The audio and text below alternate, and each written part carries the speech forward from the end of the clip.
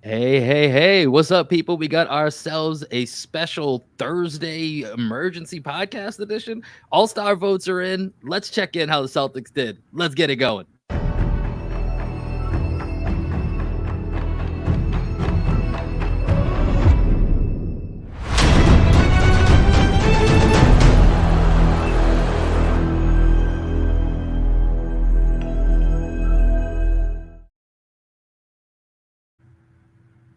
What up, what up, what up? We got ourselves a special podcast here on a Thursday afternoon. This is your boy Will Weir checking in, and joining me today from what I hope is not a terrorist hostage situation. We have the coach of our podcast, my best friend, Greg Venegas. First of all, we're going to get right into this, but are you okay? Blink 3 times if you're okay, Greg. Yeah, I'm good, Okay, man. I'm you're good. good. Just at work, had to sneak away, so I'm in a little private office right now, and I look great. Let's do this. I love it. I love it. You're playing a road game, but no, the first all-star balloting returns came back today, and so we wanted to hop on here and talk about it. So everybody, if you're joining live, if you're on YouTube, I know you can comment. Feel free to go ahead, throw some questions out. We'll try to get to them as well. I'm not sure if it's able to on Twitter or not, but hop over to YouTube. You can definitely comment on there. Throw some questions into the chat for Greg and I, but let's get right to it, Greg. I'm going to share here the returns that came back. And there's obviously one place that we, as Celtics fans, that we got to go to. It's been a hot topic. We talked about it a little bit yesterday with Steve Jones from the Dunker Spot, which you have not checked that podcast out yet. Go hit that up. We touched on the Derek White All-Star campaign. And one of the things that he brought up that I've been thinking about for a while here is it's certainly not going to be that Derek White's not deserving, but it's a numbers game. So let's look at the guards here in the Eastern Conference to start. First ballot returns, Tyrese Halliburton, ahead by a pretty sizable amount. Looks like Tyrese Halliburton's going to get, and 100% deservingly so, going to get an all-star spot and should be a starter. He's, borderline first-team All-NBA. We'll get to that at a different point. The second and third spots, it gets interesting. We have Damian Lillard. We've got Trae Young. And then, listen, I don't think Derek White was ever going to win the fan vote. That was never really in play. But, Greg, the biggest thing when it comes to a numbers game, Halliburton, Brunson, and Maxey, for me, are the three guards that on merit, never mind popularity, on merit, those three should be in no matter what. So I think when you look at this Damian Lillard, Trae Young battle here for 2-3, that's the area for us Derek White aficionados that we've got to be a little bit worried about, because Dame's going to be in the mix. But if Trae gets that 2 spot, that's stealing a spot that might not have, that might no longer be available. So that's the spot that worries me when I look at this. Yeah, this just shows you, as much as we want Derek White to be an all-star and we think that he's deserving of being an all-star, the all-star voting, it's a global competition, and he doesn't have the global appeal that a Trae Young has. Like, he's not he's not like a TikTok sensation. He doesn't have the highlight plays quite yet, and he's just not as marketable at this point in his career as a young guy like Trae Young. Damian Lillard, obviously Dame time. He's got his little gimmick. He hasn't been great for Milwaukee, but you would expect Lillard. I'm not surprised that Lillard is second with the Bucks' success and everyone just loving Dame throughout. It is the new toy, career. Right? Yeah. Right. New to the Eastern Conference. He's the hot name. And like I said, he's probably in this mix anyways. Trae Young's the name that I think is in the Derek White fringes territory, that I don't think he's probably going to get an all-star spot if it's not by fan vote. And so that's where it gets even trickier for what's already a really tight guard race in the Eastern Conference. Yeah. And I think the thing that kind of stands out to me looking at this, one, obviously Halliburton has been playing at an all-time level. Let's be real. He's an MVP candidate at this point. They just back-to-back beat the Bucks after the 2 games following the game ball debate. Game ball gate. Game ball gate. Yeah, it's kind of hard to say. So like, to see him with the most votes of any guard in the Eastern Conference just speaks to the level that he's playing at this year, and also speaks to the popularity of the in-season tournament, because that was the first time he had ever played on TNT was during the in-season tournament, right? So to see the early returns on Tyrese Halliburton just shows you that was a very popular thing for the league, and it was a great thing for Indiana and a great thing for Halliburton's brand just as an individual player. But with Derek White, he's getting votes from Boston Celtics fans. That's who he's getting votes from. Yeah. He's not getting votes from NBA fans at large. So, to make up those points, it's just going to be tough for him to get into the All-Star game. It was interesting to see. I didn't know where Jalen was going to be listed as a guard or a front court. I think Steve had brought that up, right? That I think he even mentioned Jalen as a backcourt guy. So to see Jalen in the 5 spot, I really like seeing that. He's been getting a lot of heat throughout from last season into this season, turned it around, and then had a rough game against the Thunder. But I think he's very deserving to be in the top 5 there. So really happy to see JB getting the love from fans around the world. Yeah, let's go to the front court here for a minute. So in the East, we've got the 1, 2, 3 spots. No surprises. It's Giannis, it's Embiid, it's Tatum, and there's a wide gap before you get down to that Jimmy Butler, Jaylen Brown group. So, and I mean, I think this is one of the easier sections of the All-Star ballot when it comes to fan voting, is that those three guys have been top 5. I mean, Embiid and Giannis have been MVPs. Tatum's been top 5 in MVP the last 2 years, has been all NBA first team the last 2 years. That seems like a really easy spot from a starter perspective of what you're looking at. But like you said, Jaylen Brown being in that 5th spot, being ahead of Bam Adebayo, Kristaps checks in at number 8. Paolo might have been like a new hot name that you thought maybe would be. I'm a little surprised to see he's behind Kyle Kuzma. I'd say that's Kyle Kuzma is still living off of his Lakers fame, man. This is the popularity. He was an LA Laker. That's what it comes down to. Kyle Kuzma was on the Lakers, played with LeBron, won a title. He was on that team. Yeah. So it makes sense that he's still getting some love, and he's like a cool looking dude. Yeah. So let's do this. Let's kind of rapid fire. I'm curious to know. So if we're using the voting totals as they are today, so let's reverse this. Let's go to the guards real quick here. So the guards, let's say it sticks. Halliburton, Lillard get the 2 starting guard spots. I'm gonna take us through this. So there's 2 more guaranteed guard spots. We'll get to the wild cards here in a second. There's 2 more guaranteed guard spots. Out of the candidates that we have here, Trae Young, Donovan Mitchell, Tyrese Maxey, Jalen Brunson, LaMelo, obviously D. White, DeMar DeRozan, Drew Holiday. I think it's pretty obvious who the next 2 guards would be that get in. Who would you say they are? And just so I personally versus how it's actually going to be voted. Do you know how it's going to be voted? It's like part fan vote. Part so it's 50%. It's 50% media. Excuse me, 50 for the starters. It's 50% fan vote, 25% media, 25% coaches, and then for the reserves, I believe it's a 50-50 split on media and coaches. Coaches / players. I don't know if it's the player, but either way, it's coaches / players. I'm not. So there's no fan vote involved. I just want to not for the reserve. Okay. For the reserves, there's not. Just 50% for the starters. So they get the majority of the vote for the starters. I would say, in terms of who players around the league respect, I think Jalen Brunson is like your favorite Hooper's Hooper. I think that's probably like a good way to describe Jalen Brunson at this point. Another guy that's just taken his game to another level. Plus, he's in a huge market for the Knicks. So I think just like the Knicks aura, even though it's not factoring in the fan vote, which is surprising that Brunson's not higher on that considering he plays for the Knicks and they're doing well. I do think that, people still kind of respect the Knicks around the league. So I think that Jalen Brunson is probably the first name that I would put in there.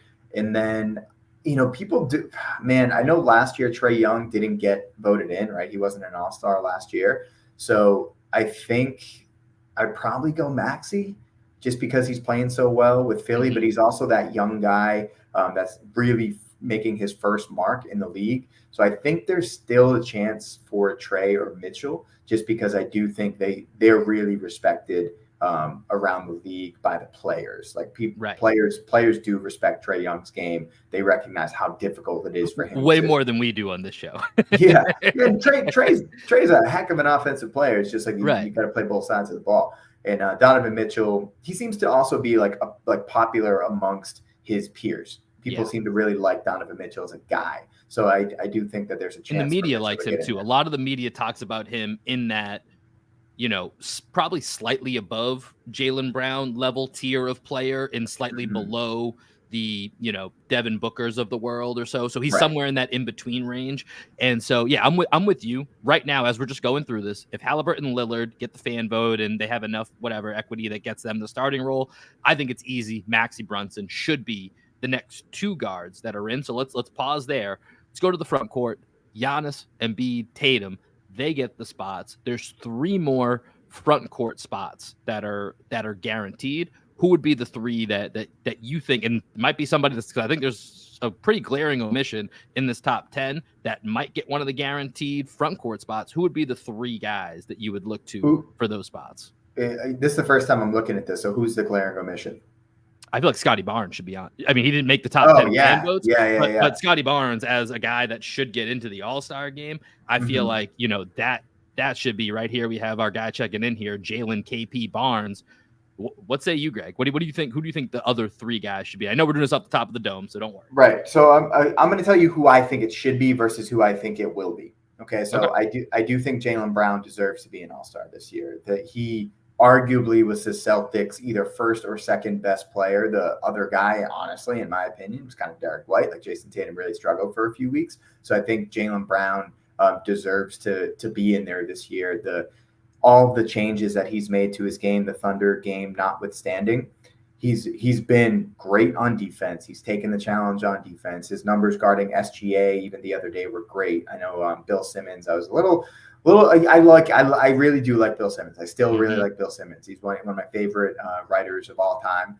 When he went on, it was either with Zach Lowe or Brian Barrett. I forget which one, but he talked about how SGA torched Jaylen Brown. I was like, dude, you weren't watching the game if that's what you saw, because he scored all of his points against Derek White and Jrue Holiday. He scored 2 points against Jaylen Brown. Like Jaylen Brown has been playing really well on defense.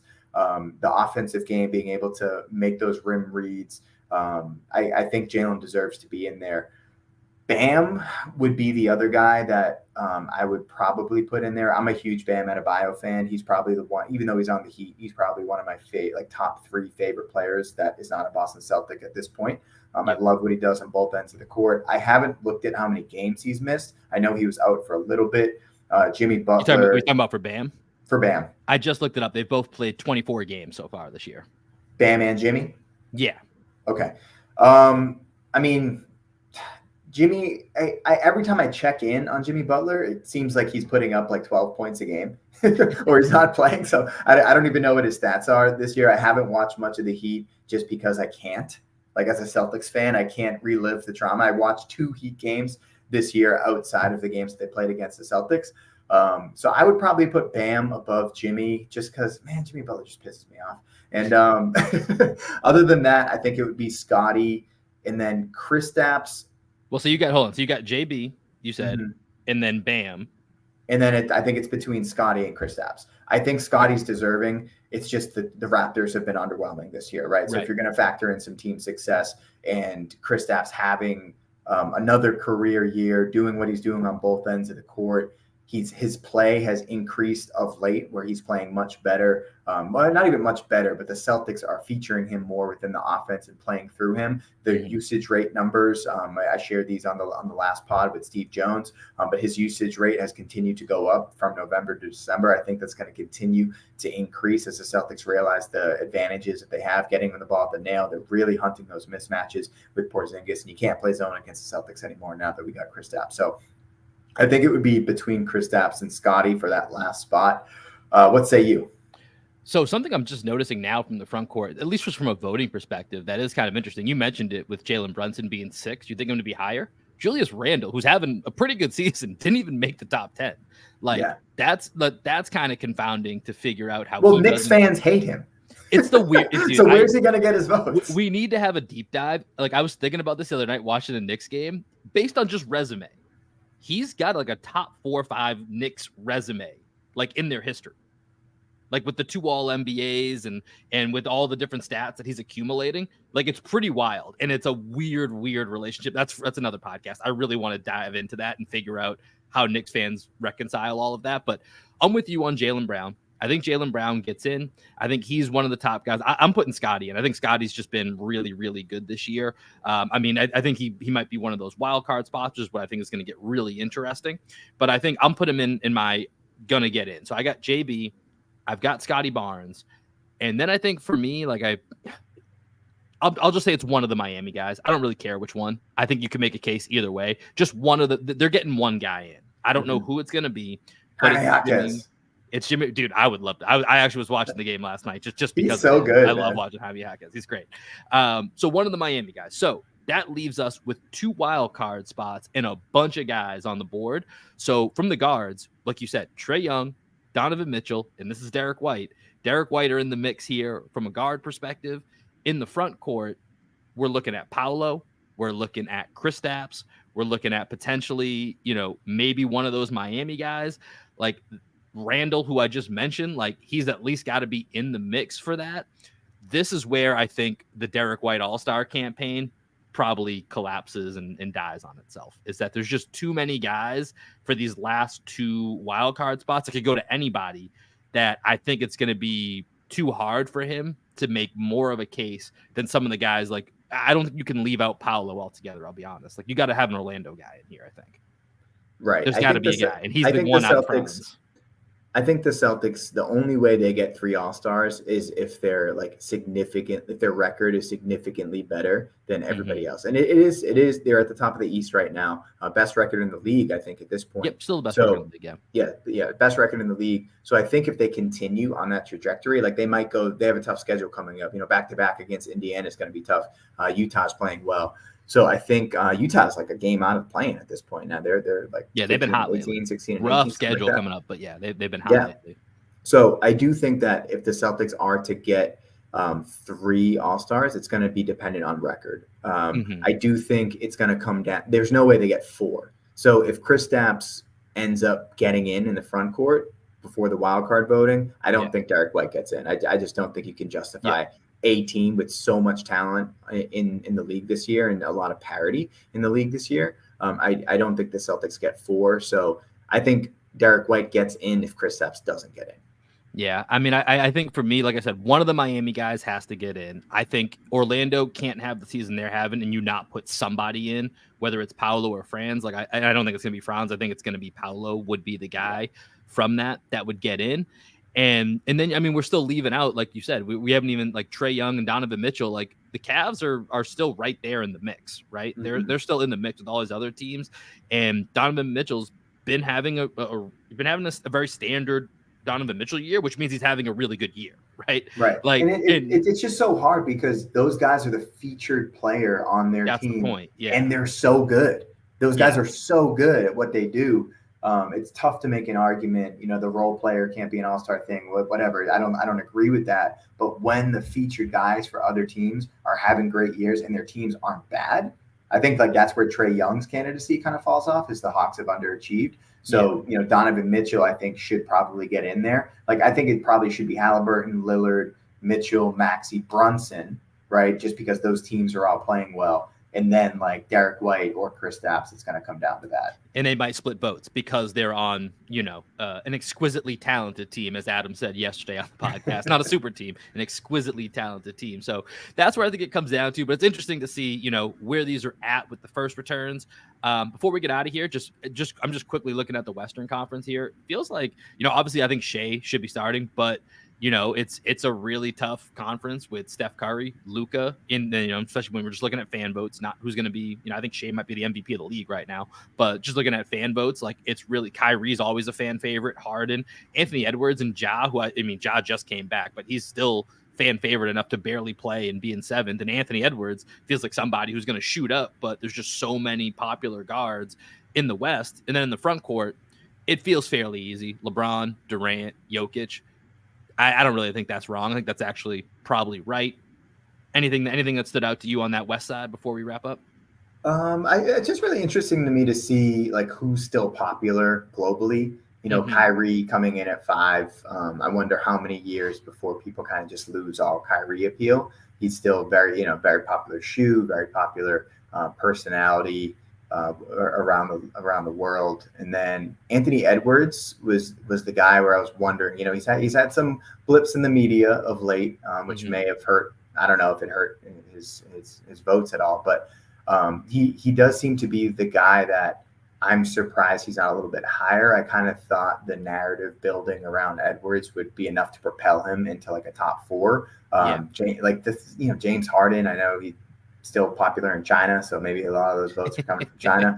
Who knows, man? But Anthony Edwards, I would imagine, looking forward to the future, and you see the legends that are still on here, like Kevin Durant, LeBron James, Steph Curry, James Harden. How many more years do we have of those guys and the Dame Lillard being in the top before it's just like, oh wow, we're in a completely new era of NBA basketball? Like those guys are out. Is it 1 year? Is it 2 years? Is it 3 years? I mean, you look at the front court, right? And just look at the bottom 4 names on this list, and especially 7 through 9, Şengün, Wemby, Holmgren, right? Like that feels like the future wave of the front court. And honestly, I'm a little surprised that Şengün outvoted Wemby and Holmgren. That feels like a bit of a surprise, right? Well, maybe that's a China effect because the Rockets true with Houston. That is very true. That's very true. So yeah, interesting first returns here for the All-Star. We'll have more of this. We'll break it down a little bit deeper here on some follow-up podcasts here with Green with Envy. But this is fun. Want to do a quick check-in. Appreciate everybody that joined us today. Greg, get home safely. We wish you safe returns and travels from whatever. I'm actually tied to my chair right now. I can't move my arms. All right. Well, appreciate you guys tuning in. Catch us, as we just said at the beginning. Steve Jones was just on our latest podcast from the Dunker Spot. Go check that out. Go hit us up on YouTube, and we will check in with y'all soon. Peace. Peace, everybody.